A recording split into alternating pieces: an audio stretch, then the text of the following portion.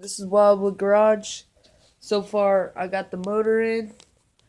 I took off the back tire. I gotta swap the axle out. This is the wheel, and the sprocket goes on here. I just gotta figure out how to get this part off. Or I'm not gonna get this part off, and I'm just gonna put the sprocket on this side.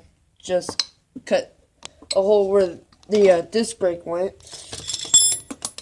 like right there. But I'll get a sprocket right there, and then I'll just take off the disc brakes, and I'll be just using the front brake right here. Probably gonna get a an upgraded caliper.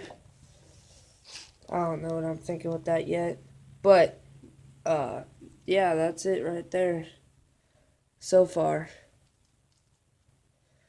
All right.